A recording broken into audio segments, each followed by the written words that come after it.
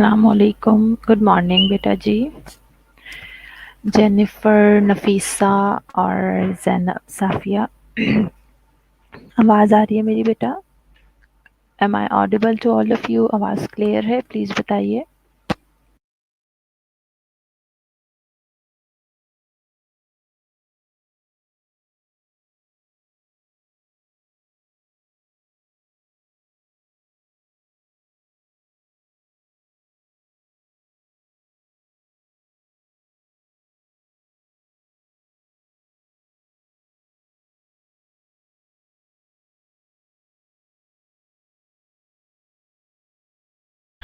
Okay बेटा, thank you. अभी तक जस्ट 11 स्टूडेंट्स हैं यहाँ। आप लोग जल्दी जल्दी से सब ज्वाइन कर लीजिए ताकि हम लेक्चर स्टार्ट करें। ठीक है बेटा जी?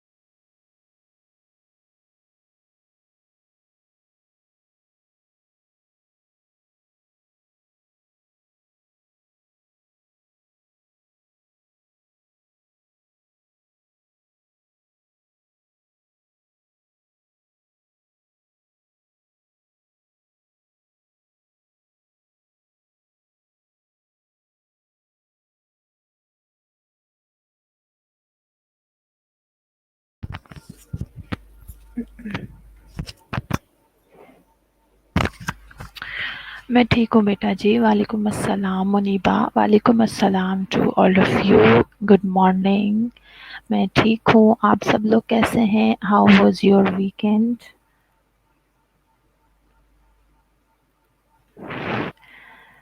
चलें हम जो है लेक्चर अपलोड कर लेते हैं मीनवाइल।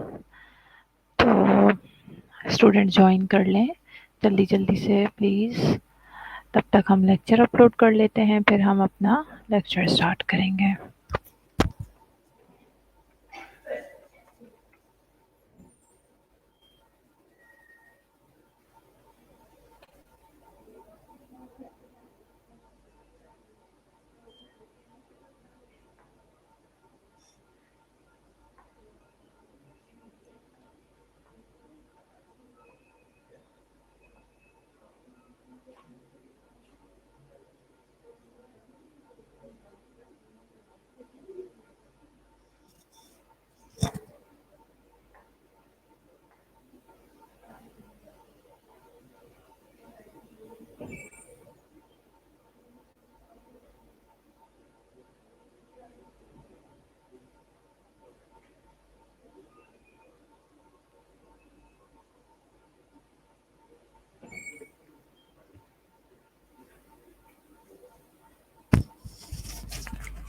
वालेकुम अस्सलाम ज़ेबुन्निसा एंड राबिया।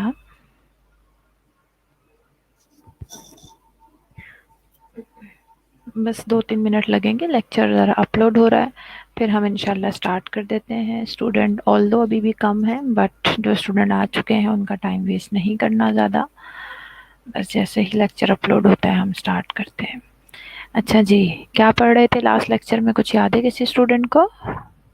3 डेज़ का गैप आया ना? मैं ठीक हूँ अल्हम्दुलिल्लाह। राबिया, आप सब बच्चे कैसे हैं बेटा? वालेकुम अस्सलाम कुर्रतुलैन, मारिया।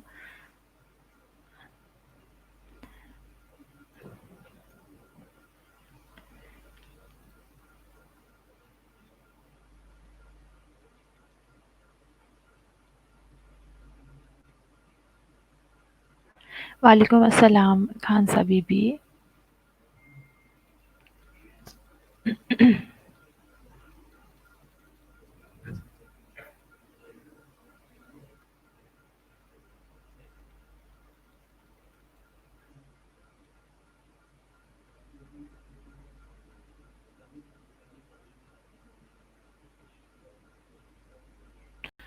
फिर ये डिजीज़ भी पढ़ ली थी हमने और ऑस्टियोमाइलाइटिस भी पढ़ लिया था।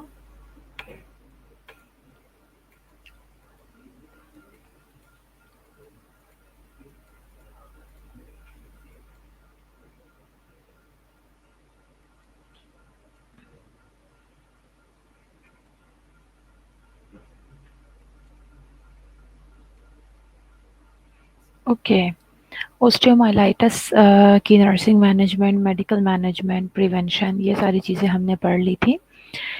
अब जो है बोन ट्यूमर स्टार्ट करना है, ठीक है। Neoplasm of the musculoskeletal system are of various types. सबसे पहले तो वर्ड नियोप्लाज्म की के बारे में आपको पता होना चाहिए। So I am throwing this question towards you. Does anyone know what is basically neoplasm mean?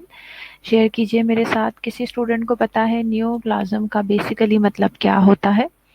So neoplasm of the musculoskeletal system, they are of various types, including osteogenic, chondrogenic, fibrogenic, muscles, and marrow cell tumors, as well as nerve, vascular, and fatty cell tumor. They may be primary tumors or metastatic tumor from primary cancers elsewhere in the body, such as breast, lung, prostate, gland, and kidneys. Metastatic bone tumors are more common than primary bone tumors. So my question is, what is neoplasm? किसी student को नहीं पता neoplasm का मतलब क्या होता है? Basically worldly meaning क्या होते हैं neoplasm के?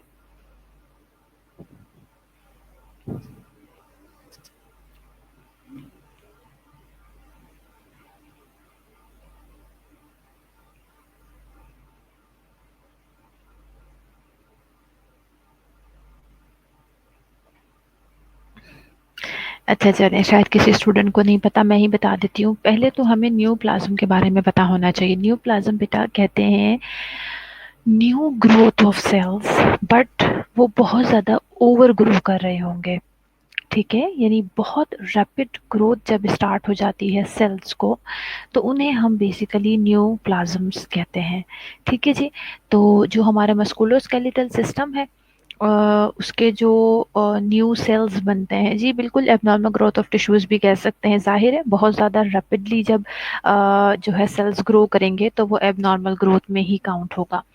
सो न्यूप्लाज्म मस्कुलोस्केलेटल सिस्टम का जो न्यूप्लाज्म है वो वेरियस टाइप का हो सकता है, ठीक है जी। यानी वो ऑस्टियोजेनिक भी हो सकता है, मींस डायरेक्टली आपकी जो बोन सेल्स हैं। ऑस्टियोजेनिक क्या है बेटा जी? हमारे बोन सेल्स हैं। तो बोन सेल्स या तो एबनॉर्मली बहुत स्पीडली जो है ग्रो करना शुरू कर देंगे, और they might be chondrogenic. It means वो जो आपकी कॉन्ड्रोसाइट्स होंगे, जो कार्टिलेज बोन होती है उसके सेल्स को हम कहते हैं ना, तो उसके जो सेल्स होते हैं, कार्टिलेज बोन के जो सेल्स होते हैं, वो बहुत तेज़ी से ग्रो करना शुरू कर देंगे। They might be fibrogenic. ये जो फाइबर्स होते हैं, ठीक है जी, मसल फाइबर्स हो गए, जो जिस तरह से आपको पता है बोन टू बोन जॉइंट हुई होती है, उसमें मसल्स यूज़ हो रहे हैं। सो फाइबर्स, जो फाइबर सेल्स होते हैं, दे आर फाइब्रोजेनिक। उनकी ओवर ग्रोथ हो सकती है। इसके अलावा मसल सेल्स की ओवर ग्रोथ हो सकती है, उनको हम रेब्डोमायोजेनिक भी कहते हैं। इसके अलावा बेटा जी बोन मैरो जो है हमारा, रेटिक्यूलम उसको हम वर्ड यूज़ करते हैं, उन सेल्स की भी ओवर ग्रोथ हो सकती है। दीज ऑल सेल्स, इन तमाम सेल्स में, यानी इन तमाम सेल्स का ट्यूमर हो सकता है। इसके साथ साथ आपकी जो नर्व्स हैं, आपकी जो ब्लड वेसल्स हैं, और जो फैटी सेल वहाँ पे मौजूद होते हैं, उनका भी ट्यूमर हो सकता है। तो हमें पता लगा कि जो हमारा मस्कुलोस्केलेटल सिस्टम है उसमें कितने सारे जो है सेल्स हैं, कितने डिफरेंट वेरियस टाइप के सेल्स हैं जिनका नियोप्लाज्म हो सकता है। ठीक है जी।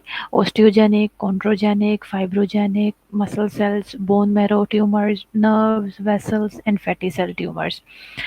दे मे बी प्राइमरी ट्यूमर्स और मेटास्टैटिक ट्यूमर्स। सो ये जो हमारे ट्यूमर्स हैं ये प्राइमरी भी हो सकते हैं, यानी ओरिजिनेट ही बेसिकली आपके मस्कुलोस्केलेटल सिस्टम में होंगे, यानी डायरेक्टली आपके बोन सेल्स ओवर ग्रो करना शुरू कर जाएंगे या कॉन्ड्रोसाइट्स करना शुरू कर जाएंगे या बोन मैरो के सेल्स एबनॉर्मली ग्रो करना शुरू कर जाएंगे, but they might B secondary tumours, metastatic tumours भी हो सकते हैं, यानी बॉडी में किसी और जगह पे ट्यूमर मौजूद है और वो ब्लड के थ्रू या लिव के थ्रू ट्रैवल करके बोन्स को या आपके मस्कुलोस्केलेटल सिस्टम के किसी भी हिस्से को इन्वॉल्व कर सकता है। जैसे बेटा ब्रेस्ट ट्यूमर हो गया, लंग्स का ट्यूमर हो गया, प्रोस्टेट ग्लैंड का हो गया या किडनीज का हो गया। जो मेटास्टैटिक बोन ट्यूमर्स होते हैं वो ज़्यादा कॉमन है then the primary bone tumour, यानी जो प्राइमरीली बोन ट्यूमर होते हैं वो कम है, कम केसेस हमें मिलते हैं कि बोन्स को डायरेक्टली जो है वो ट्यूमर्स हो। लेकिन जो मेटास्टैटिक ट्यूमर्स होते हैं यानी बॉडी में कहीं और ट्यूमर्स मौजूद होता है और वो वहाँ से ट्रैवल करके बोन्स को इफ़ेक्ट कर सकता है, मसल फाइबर्स को इफ़ेक्ट कर सकता है, बोन मैरो को इफ़ेक्ट कर सकता है, तो वो ज़्यादा केसेस हमें देखने में आते हैं। अब टाइप्स देख लेते हैं बोन ट्यूमर्स की। सबसे पहले benign bone tumours. Benign tumours of the bone and soft tissue are more common than malignant primary bone tumor. Benign bone tumor generally they are slow growing, well circumscribed and encapsulated, present few symptoms and are not a cause of death. जो ये तो I think pathophysiology में अगर आपने general tumour के बारे में पढ़ा होगा, जनरली ओवरऑल ट्यूमर्स की बात कर रही हूँ मैं या नियोप्लाज्म की बात कर रही हूँ, उन उसके बारे में अगर आपने पढ़ा होगा तो आपने पढ़ा होगा कि बिनाइन और मेलिग्नेंट ट्यूमर में क्या फ़र्क होता है। बिनाइन और मेलिग्नेंट ट्यूमर में जो डिफरेंसेस होते हैं वो आपने पढ़े होंगे। सेम इसी तरह है, जो बोन्स का या सॉफ्ट टिश्यू का बिनाइन ट्यूमर होता है वो मेलिग्नेंट प्राइमरी जो बोन ट्यूमर्स होते हैं उससे ज़्यादा कॉमन है, यानी बिनाइन ट्यूमर ज़्यादा कॉमन है as compare to malignant tumours. और जो आपके बिनाइन ट्यूमर्स हैं वो स्लो ग्रोइंग होते हैं, ठीक है, स्लो ग्रो करते हैं और दे आर वेल सर्कमस्क्राइब्ड, यानी उनके जो एजेस होते हैं, एक जो उनका सर्कमफ्रेंस होता है वो वेल इस्टेब्लिश्ड होता है। और बिनाइन सेल ट्यूमर्स जो हैं दे आर यूजुअली एनकैप्सुलेटेड, एक कैप्सूल फॉर्म होती है उसके अंदर वो एनकैप्सुलेटेड होते हैं। दे प्रेजेंट फ्यू सिम्टम्स, बहुत कम सिम्टम्स आपके पेशेंट में ये जो है पेशेंट में प्रेजेंट कर रहे होते हैं और usually benign tumours are not the cause of death. Benign primary neoplasm of the musculoskeletal system include osteochondroma, endochondroma, bone cysts such as aneurysmal bone cyst, osteoid osteoma, rhabdomyoma, and fibroma. Some benign tumors, such as giant cell tumors, have the potential to become malignant. अब ये बात भी जानना ज़रूरी है कि जो आपके मैंने आपको बताया कि यूजुअली आपके जो बिनाइन सेल ट्यूमर्स हैं, बिनाइन सेल्स के जो ट्यूमर हैं वो यूजुअली कॉज ऑफ डेथ नहीं होते, या बिनाइन ट्यूमर जो हैं वो यूजुअली कॉज ऑफ डेथ नहीं होते। लेकिन ऐसा भी हो सकता है कि जो आपके बिनाइन सेल ट्यूमर्स हैं वो मेलिग्नेंट में कन्वर्ट हो सकते हैं, यानी जैसे मैंने जाइंट सेल्स की आपसे बात की, जाइंट सेल के जो ट्यूमर्स होते हैं they have the ability to be converted into malignant. और ऑब्वियसली यू ऑल नो कि जो हमारे मेलिग्नेंट ट्यूमर्स होते हैं they are 90% cause of death, because जो मेलिग्नेंट ट्यूमर होता है, दो तीन रीजंस हैं डेथ की बिनाइन और मेलिग्नेंट में, जाहिर है बोथ आर ट्यूमर्स, लेकिन बिनाइन और मेलिग्नेंट में खैर ये चीज़ आप पैथोफिजियोलॉजी में डिटेल में पढ़ेंगे, बट थोड़ा सा यहाँ पे आपको बता देती हूँ। बिनाइन ट्यूमर्स जो होते हैं they are usually confined to the space, usually वो स्प्रेड नहीं होते, मेटास्टैटिक नहीं होता उनका, तो इसीलिए वो यूजुअली कॉज डेथ नहीं बनते। लेकिन जो आपके मेलिग्नेंट ट्यूमर्स हैं वो डेथ का कॉज बन जाते हैं, क्योंकि वो स्प्रेड होके और दूसरे बॉडी ऑर्गन्स तक भी पहुंचते हैं और दूसरे बॉडी ऑर्गन्स को, वाइटल ऑर्गन्स को इन्वॉल्व भी कर लेते हैं।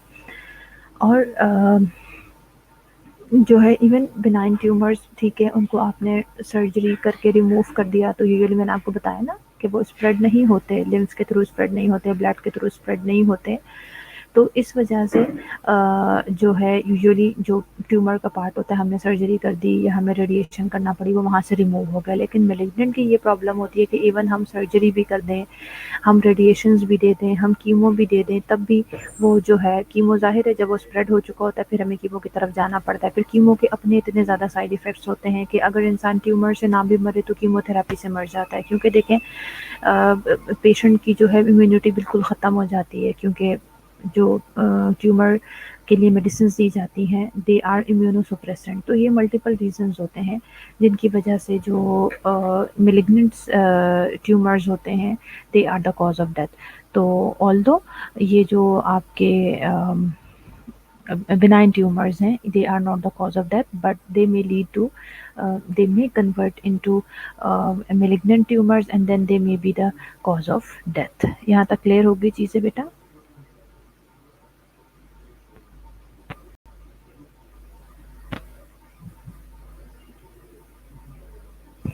अच्छा, अब थोड़ा सा जो वर्ड्स इसमें यूज़ हुए हैं वो आपके साथ डिस्कस कर लेते हैं। ओस्टियोकॉन्ड्रोमा, नाम से समझ आ जाना चाहिए। ओस्टियो चूँकि बोन सेल्स के लिए यूज़ होता है, कॉन्ड्रोमा का वर्ड आपके कार्टिलेज के सेल्स के लिए यूज़ होता है। तो आपको पता है ना कि बोन के एंड जो होता है, जहाँ पे ग्रोथ प्लेट मौजूद होती है, बोन के जो एंड्स होते हैं वहाँ आपको पता है जहाँ पे जॉइंट्स हो रहे होते हैं वहाँ पे कार्टिलेज भी मौजूद होती है और वहाँ पे बोन भी मौजूद होती है, और उस स्पेस को हम यूजुअली ग्रोथ प्लेट भी कहते हैं। तो अगर उस एरिया का ट्यूमर होगा तो उसे हम ओस्टियोकॉन्ड्रोमा कहेंगे। क्यों? क्योंकि देखिए बोन और कॉन्ड्रोसाइट्स, वहाँ पे कार्टिलेज और बोन दोनों की ओवरग्रोथ एक साथ स्टार्ट हो जाती है। That is called osteochondroma. ये चीज़ आपको क्लियर होनी चाहिए, ठीक है जी। इसको हम ओस्टियोकॉन्ड्रोमा कहते हैं।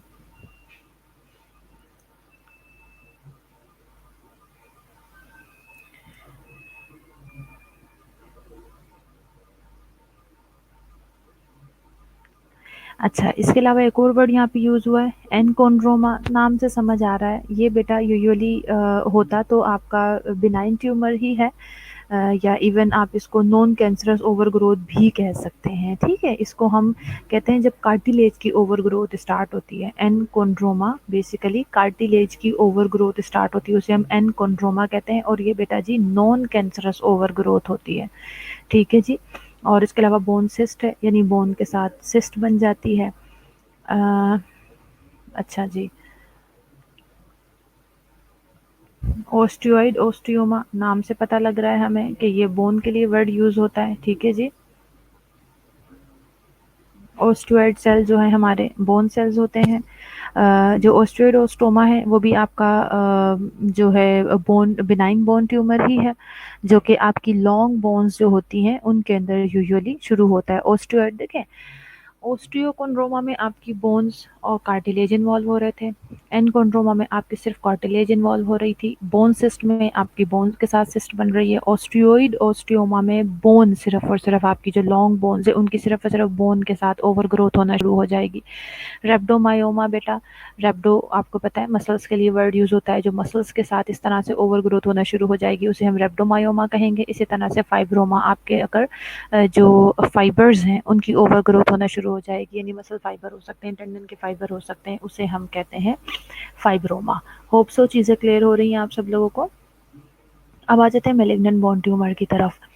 Malignant bone tumor, primary malignant musculoskeletal tumors, they are relatively rare। ये हमने अभी पीछे डिस्कस कर लिया है कि जो बिनाइन कंडीशंस है वो ज़्यादा होती हैं, जबकि पहली बात तो मेलिग्नेंट कंडीशंस भी कम होती हैं, दूसरी बात ये डिस्कस की थी कि प्राइमरी ट्यूमर्स भी रेयर होते हैं, ठीक है जी। तो आपके प्राइमरी मेलिग्नेंट मस्कुलोस्केलेटल ट्यूमर जो है रिलेटिवली रेयर होते हैं, and they arise from connective and supportive tissue cells such as sarcomas। Connective tissues के जो सेल्स होते हैं उन्हें हम सार्कोमास कहते हैं, और बोन मैरो एलिमेंट्स यानी मल्टीपल माइलोमा या फिर बोन मैरो की किससे इनिशिएट होना शुरू होते हैं। सो दो तीन चीज़ें यहाँ समझने की हमें ज़रूरत है। पहली बात तो हम ये पढ़ चुके हैं कि जो मस्कुलोस्केलेटल सिस्टम के प्राइमरी ट्यूमर्स होते हैं वो बहुत रेयर होते हैं, पहली बात, यानी वो कहीं ना कहीं बॉडी में कहीं और से ओरिजिनेट होके स्प्रेड होके मस्कुलोस्केलेटल सिस्टम को इन्वॉल्व कर लेते हैं, प्राइमरी कम होते हैं।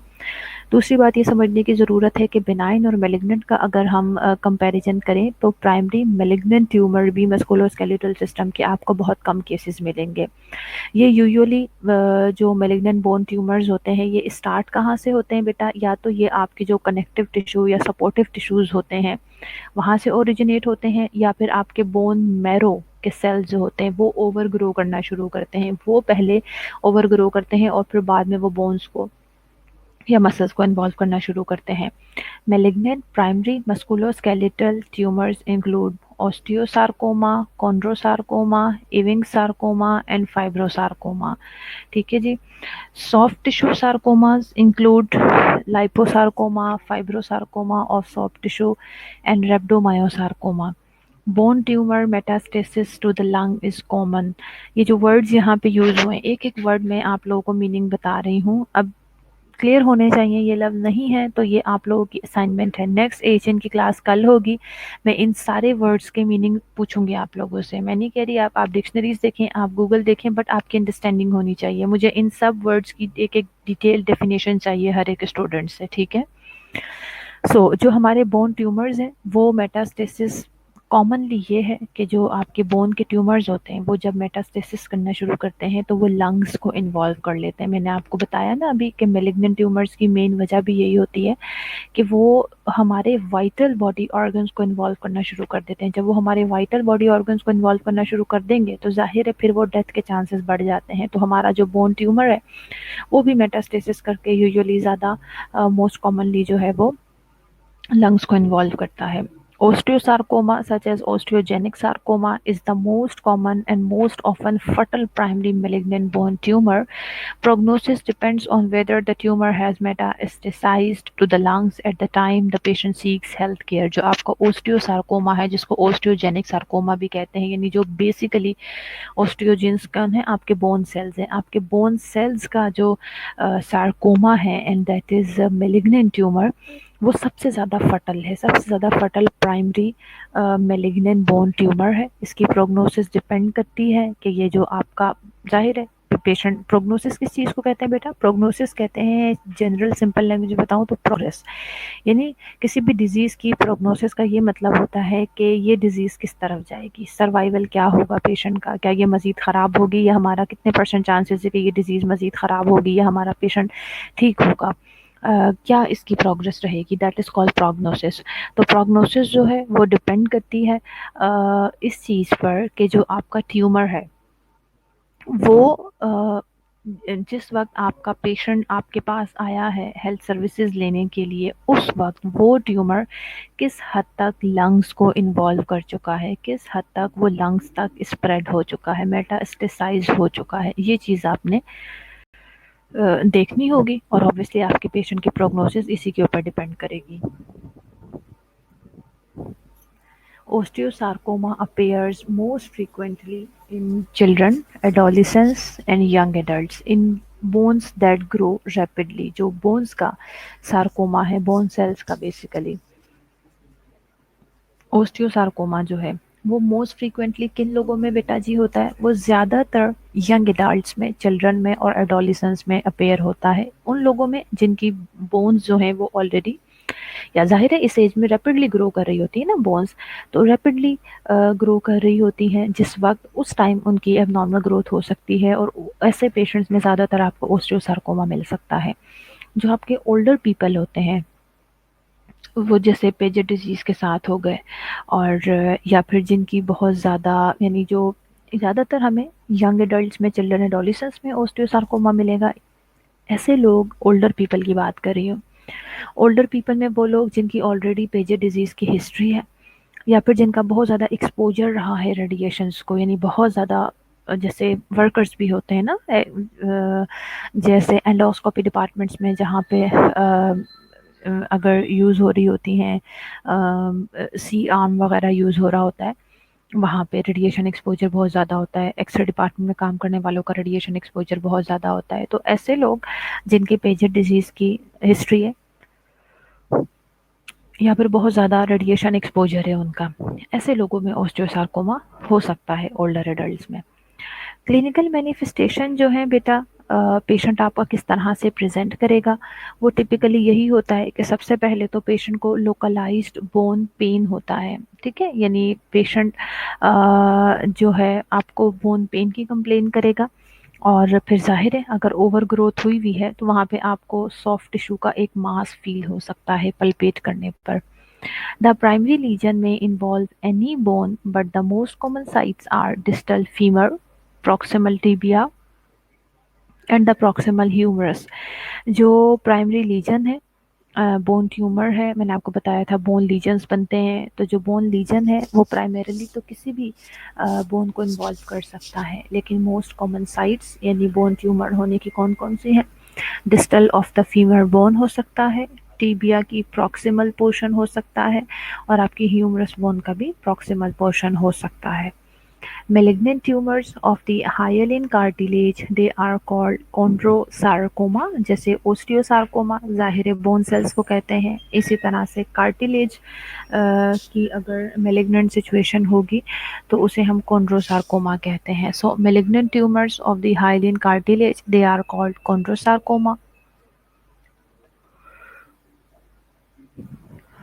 और ये वाले जो ट्यूमर्स हैं, ये जो कॉन्ड्रोसाइट्स के सार्कोमास हैं, they are second most common primary malignant bone tumour.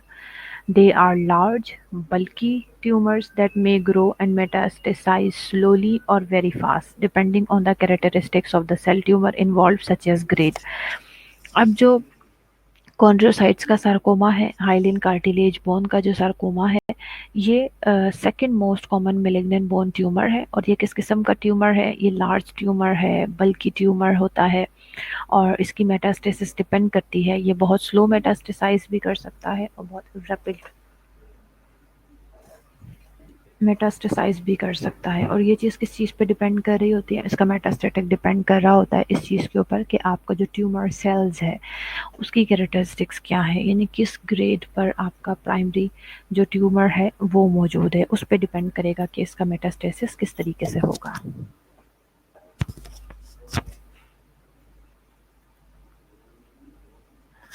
The usual tumour sites include, इसका जो यूजुअली ट्यूमर साइट्स होते हैं वो इंक्लूड करते हैं pelvis bone, femur bone, humerus bone, spine, scapula, and tibia. Metastasis to the lungs occur in less than half of patients when these tumors are well differentiated. Large block excision or amputation of the affected extremity results in increased survival rates. These tumors may recover, however. अच्छा, metastasis अब इसका तकरीबन आधे 50% of patients में हमारे ये होता है कि जो बोन ट्यूमर्स वाले लोग होते हैं, पेशेंट्स होते हैं, ये जो हमारा कैंसर होता है पेशेंट्स में, ये usually half of the patients में लंग्स को मेटास्टेसिस कर जाता है। अगर ये ट्यूमर हमारा वेल डिफरेंशिएटेड है, यानी हम इसके एजेस को डिफरेंशिएट कर सकते हैं, हम इसकी लोकेशन को डिफरेंशिएट कर सकते हैं, आइडेंटिफाई कर सकते हैं, हम ये देख रहे हैं कि ये बहुत ज़्यादा मेटास्टेसिस नहीं हुआ है, फैला नहीं है, तो ऐसी सिचुएशन में हम उसको एक्साइड कर सकते हैं, उस ट्यूमर को कटिंग करके एक्साइड किया जा सकता है, जो आपकी अफेक्टेड एक्सट्रीमिटी है उसकी एम्पुटेशन की जा सकती है। इस तरह से हम क्या कर लेते हैं, हम इसे लोकली भी स्प्रेड होने से बचा लेते हैं और इसके मेटास्टेसिस को भी हम बचा लेते हैं। ठीक है जी। तो इस तरह की सिचुएशंस में फिर हमारे पेशेंट का सर्वाइवल रेट भी थोड़ा सा बढ़ जाता है, लेकिन अनफॉर्चुनेटली ऐसा है कि ये जो ट्यूमर्स होते हैं ये कहीं ना कहीं अपना कुछ पोर्शन छोड़ जाते हैं और रिकरेंस हो सकती है इन ट्यूमर्स की।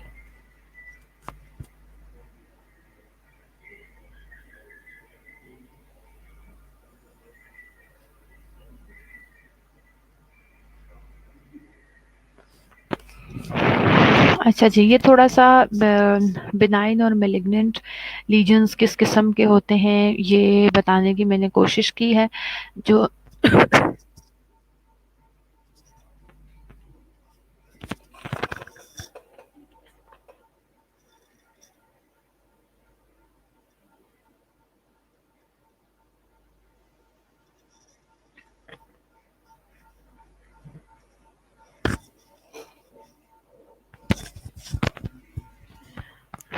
जो बिनाइन लीजन से देखें, दे आर वेल डिफाइंड, यानी इनका एक स्पेसिफिक बॉर्डर होता है।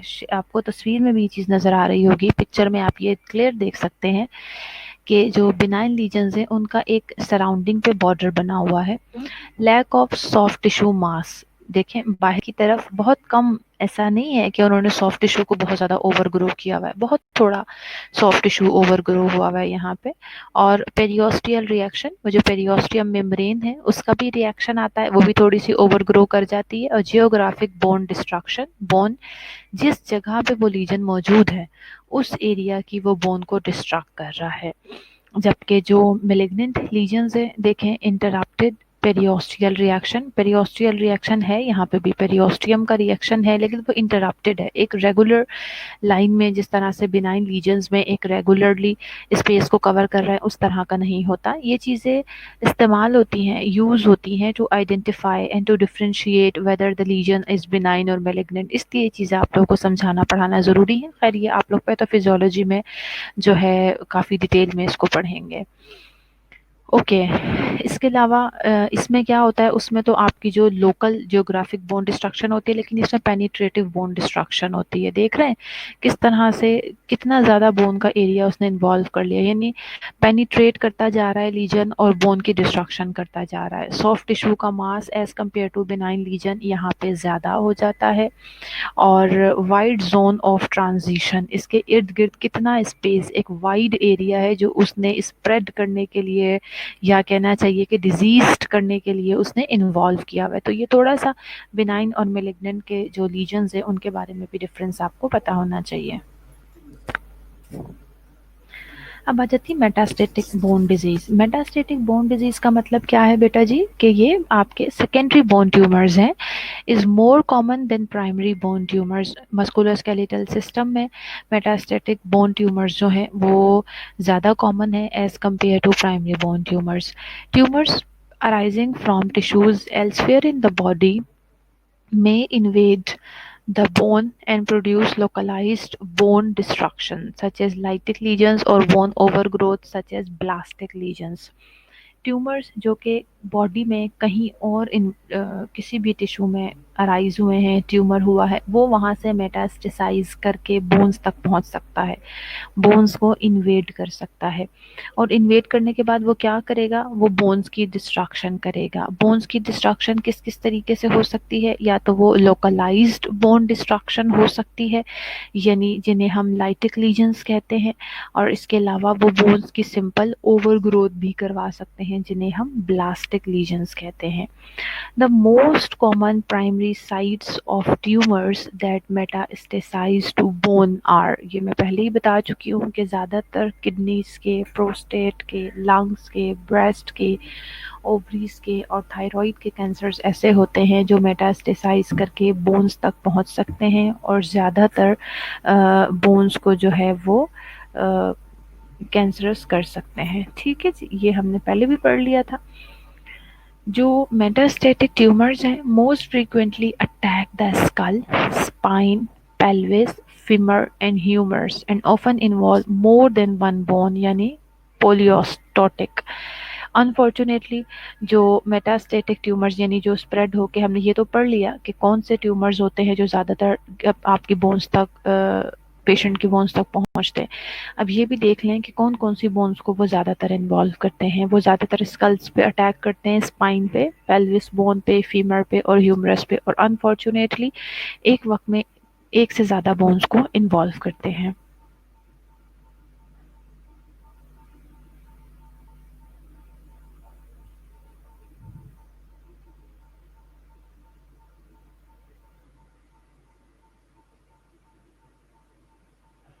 अच्छा, जो मैंने आपको बताया लिटिक लीजन्स या ओस्टियोलिटिक लीजन, इसमें यही होता है बेटा कि बोन की डिस्ट्रक्शन होती है। जाहिर है जब बोन वहाँ पे डिस्ट्रक्ट हो जाती है, कैंसर होने की वजह से एक लीजन बन जाता है, तो वो लीजन जो होगा ना बेटा, वो ऐसा, आप सिंपल लैंग्वेज में आपको मैं समझाऊं तो बेसिकली बोन का एक सॉफ्टेंड पार्ट होगा। आप खुद कॉमन सेंस यूज़ करें कि बोन हार्ड होती है ना, तो अगर बोन वहाँ पे डिस्ट्रक्ट हो जाएगी तो वो लीजन सॉफ्ट होगा या नहीं होगा, उसे हम लाइटिक लीजन लीजन कहते हैं, जो कि लोकलाइज्ड होता है। बोन की डिस्ट्रक्शन होने की वजह से लोकलाइज्ड एक लीजन बन जाता है, जिसे हम लाइटिक लीजन कहते हैं।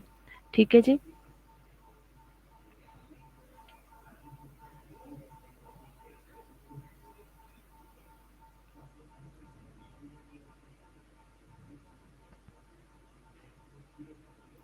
और सेकंड टाइप का जो लीजन हमने पढ़ा था, दैट इज ब्लास्टिक लीजन। उसमें जैसे मैंने यहाँ लिखा है बोन ओवर ग्रो, जाहिर है वहां पे ये होता है कि एक्स्ट्रा बोन सेल्स बनना शुरू हो जाते हैं। ये सॉफ्ट नहीं होता, ये मजीद हार्ड होता है, और मजीद आपके जो यानी बोन्स के सेल्स ओवर ग्रो कर रहे होते हैं पेशेंट में, उसकी वजह से जो लीजन बनता है उसे हम कहते हैं ब्लास्टिक लीजन। ठीक है जी। चलिए इंशाल्लाह पैथोफिजियोलॉजी हम नेक्स्ट क्लास में कंटिन्यू करेंगे। B45 हो गए हैं, तो अटेंडेंस मार्क करवा दीजिए तमाम students, one by one roll number wise. फिर कोई क्वेरी होगी यहाँ तक आप लोग की तो आप मुझसे पूछ लीजिएगा।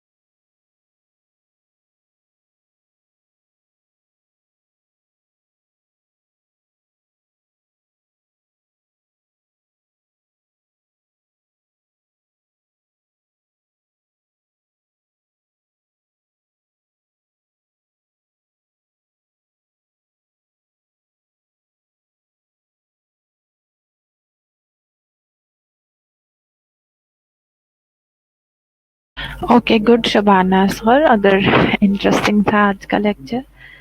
अच्छा हाफसा फरवा, आप क्लास में नहीं थे जो अब अटेंडेंस मार्क करवा रहे हो?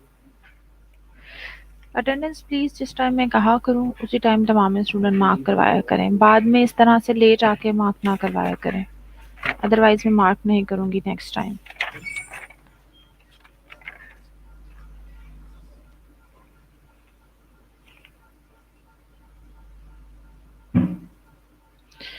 अटेंडेंस आप लोग की मार्क हो गई है? जी सबकी अटेंडेंस मार्क हो गई है, कोई कोई नहीं है आप लोगों की, तो इंशाल्लाह फिर नेक्स्ट क्लास में से कंटिन्यू करेंगे। टेक केयर ऑफ़ योरसेल्फ, अल्लाह हाफ़िज़।